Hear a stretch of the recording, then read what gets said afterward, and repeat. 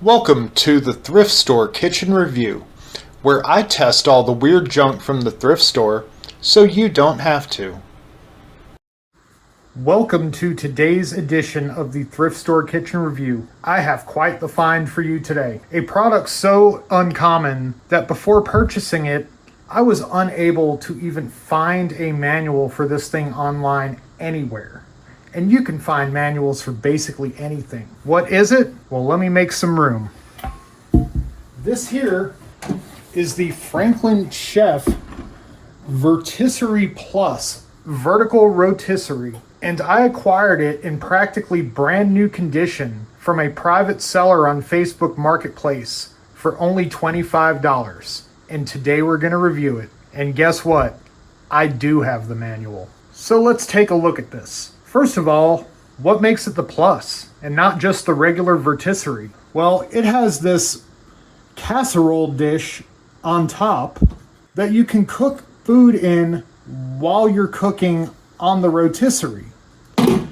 The only problem with that is you need to be cooking something that cooks at the same or a similar temperature to what you're cooking inside the rotisserie for it to work. So that might be, one reason why this was considered somewhat impractical. We open this up and we see this rotating dish that we put our accessories on, which I have in the box right here. Let's start taking them out. You have an upright rack, which you can mount like some beef or something like that on. You have this cage, which you can put food into, like chicken breasts or ribs, something like that. You have this upright stand that's meant for cooking a chicken, or you can actually mount this on top of it. And there's these kebab skewers that you hang from these little loops. For some reason, I'll never guess, there's a VHS cassette for a Ronco brand rotisserie and barbecue oven that's never been unwrapped.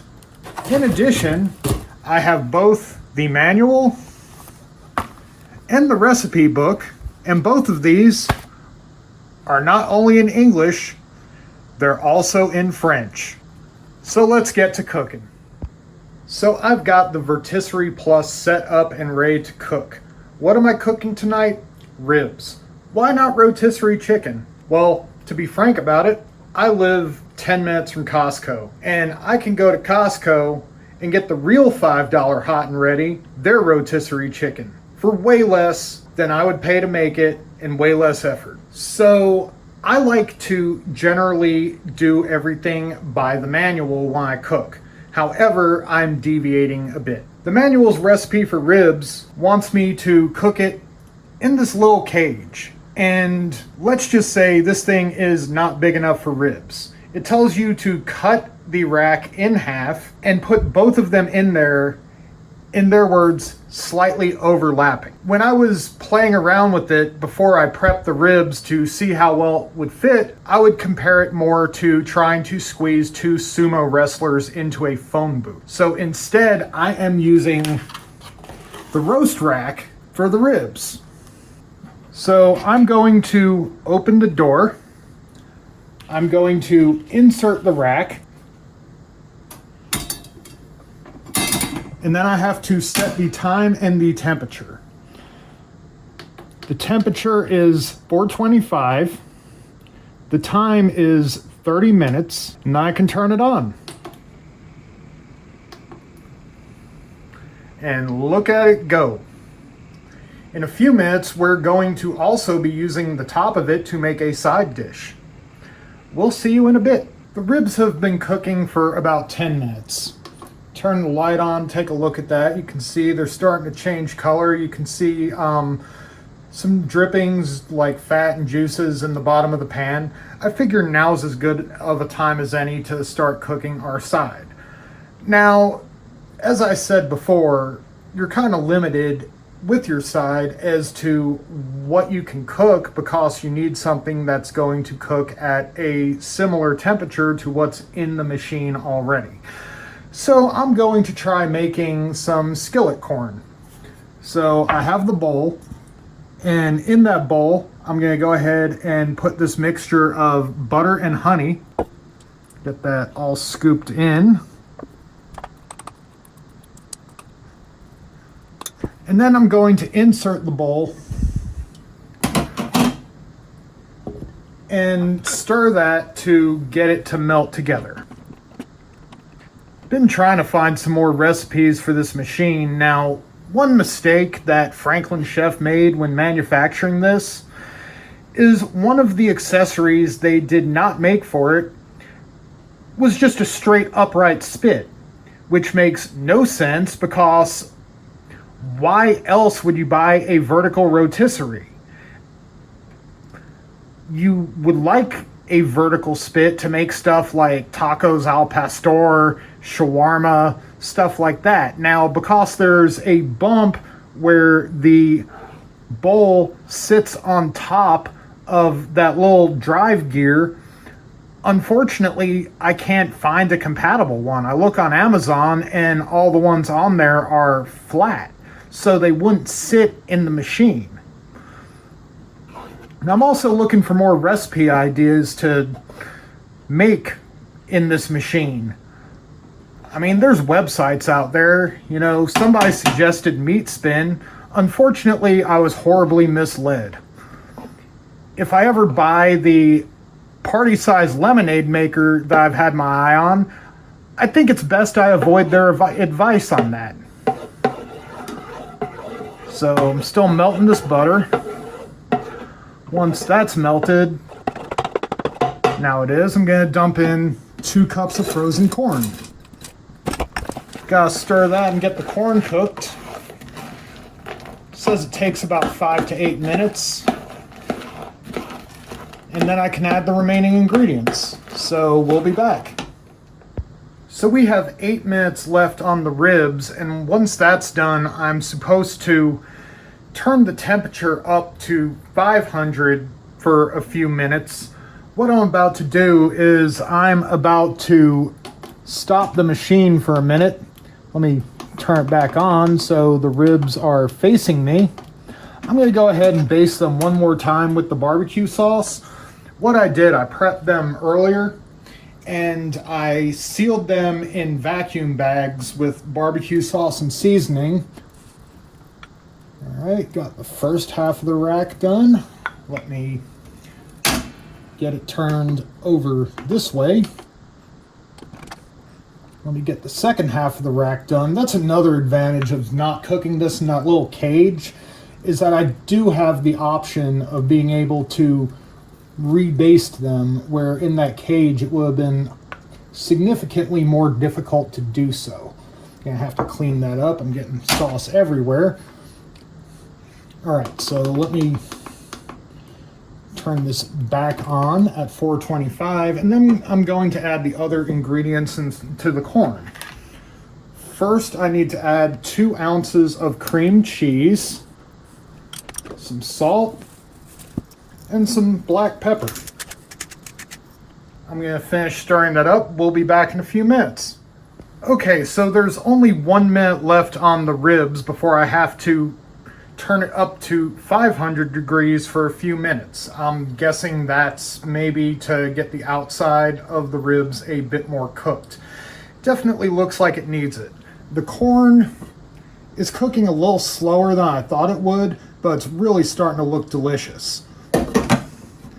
So I'm going to go ahead, because the 1 minute's almost up anyway, and just add 5 minutes to the timer, crank it up to 500, and we'll be back, and hopefully these will be ready. Okay, so the ribs just finished. This is what they look like. Hopefully they are done. Obviously, cooking them in a rotisserie doesn't get you the same color as you would as if you cook them on a smoker. The corn also looks very done. Looks delicious. Now, the manual recommends after you cook something in here, letting it rest for about 15 minutes before you try to eat it. So I'm going to leave the door open in order to let this cool. In about 15 minutes, we're gonna take these ribs off the rack and give them a test. Okay, so the food has had time to rest after cooking, so let's go ahead and take it out and give it a try. How hot is this? Okay, that bowl actually cools pretty quickly. Here's how the ribs look.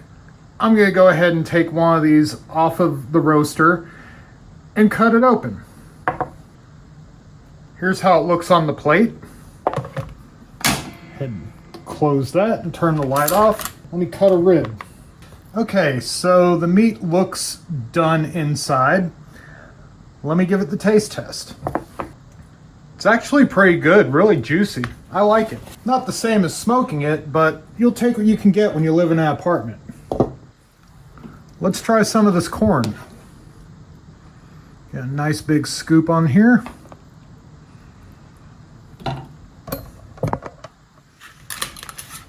Looks good. Let me take a bite. That is absolutely delicious. I will be making that again someday for sure. Okay, so we've tried this out. I'd say it's a good machine, despite its flaws. If anybody knows where I can find a compatible spit for that, please send me a comment about that. Meanwhile, we're gonna get this cleaned up and get ready for its final test. I've got the Vertisserie Plus cleaned up and plugged back in. Now it's time to find out, will it glizz? According to the manual, it will. So let's find out how well. So first, I need to set up the kebab rack. Got this done. Busting out the kebab skewers. Now there's room on here for 1, 2, 3, 4, 5, 6, 7, 8. I can cook a whole pack of hot dogs on here if I wanted to, but I don't like food waste, so I'm gonna do 3. Take the kebab skewer, insert the hot dog onto it, and then I hang it from one of these loops. Gonna repeat with the other 2. That one's a little off, but we're gonna go with it anyway. Gonna hang it over here. Try to get some weight distribution so it spins correctly and doesn't fall over. All right, so I have 3 hot dogs on here. So let's put our glizzy go round into the machine. Manual says to set it for 10 to 20 minutes, which is pretty high variation, and cook it at 425. There they go. So we're 5 minutes into our cook. Let's turn the light on and see how those hot dogs look. Starting to get a little bit of color there. While the hot dogs cook, let's have a little conversation. I've been doing this now for a couple months. I'm putting out a new episode on schedule every Tuesday.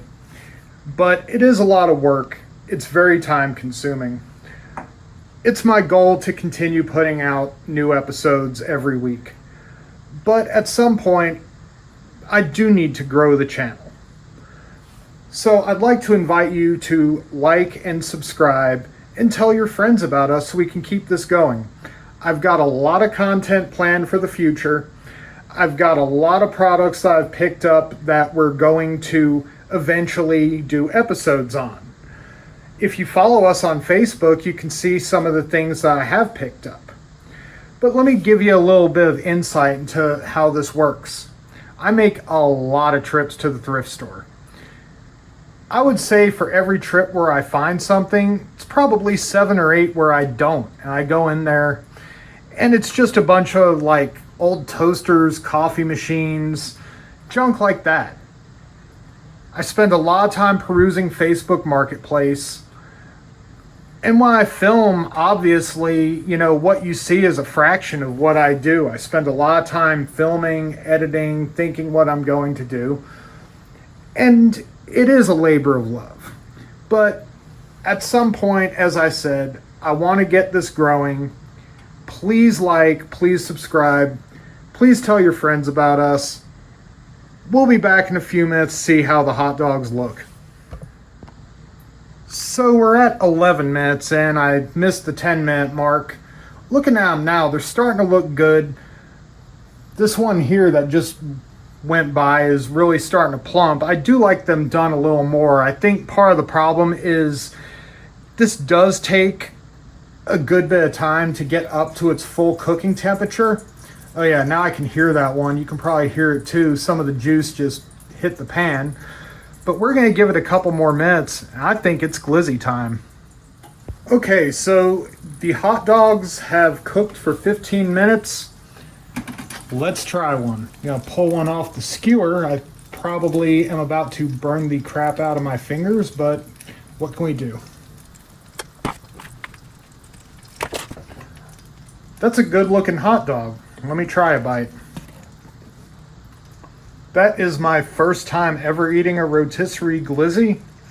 And I must say that is a superior way of indoor hot dog cooking. Well, thanks for joining us this week on the Thrift Store Kitchen Review. We hope you enjoyed it. Next week will be the first episode of our first multi-part episode. Hope to see you here for it. As I said earlier, be sure to like, subscribe, and tell your friends about us. Be sure to get out there and support your local thrift store and have a wonderful day.